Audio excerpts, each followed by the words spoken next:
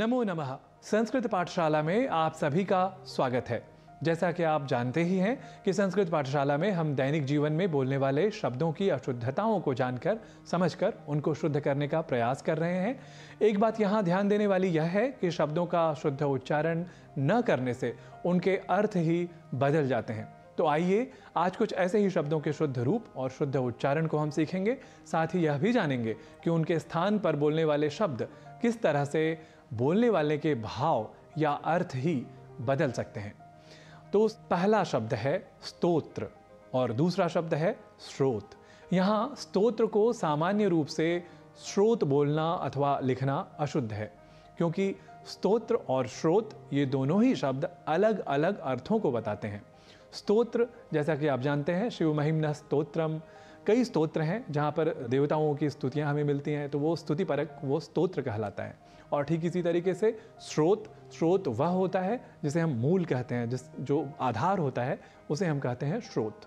तो स्रोत और स्तोत्र, जिस समय ये आप दोनों ही अर्थों को जानेंगे उस समय स्तोत्र का उच्चारण स्रोत नहीं करेंगे और स्रोत का उच्चारण स्तोत्र यह नहीं करेंगे।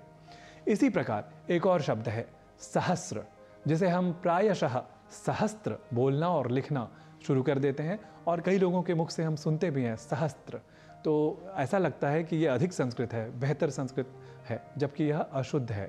सहस्र यह शब्द ही सर्वथा शुद्ध है। ठीक इसी तरीके से एक और शब्द है अंतर्धान। अंतर्धान नहीं कहना चाहिए बल्कि अंतर्ध्यान कहना चाहिए। और ठीक इसी तरीके से शब्द है फल। तो हम फल को जैसे हिंदी में फल कह दिया करते हैं, उसी तरीके से यदि हम फलम अस्ति ऐसा कहें तो संस्कृत में यह अशुद्ध उच्चारण होगा। तो हमें अशुद्ध उच्चारण नहीं करना है और हमें शुद्ध उच्चारण करना है। फलम फले फलानी ही कहना है, फलम फले फलानी ऐसा प्रयोग नहीं करना है। ठीक इसी तरीके से एक और शब्द है उपरोक्त, जो कि गलत है, हमें कहना चाहिए उपर्युक्त। ऊपर शब्द है, ऊपरी वस्तुतः मूल शब्द है और उसके बाद हम एक प्रयोग करते हैं उक्त का।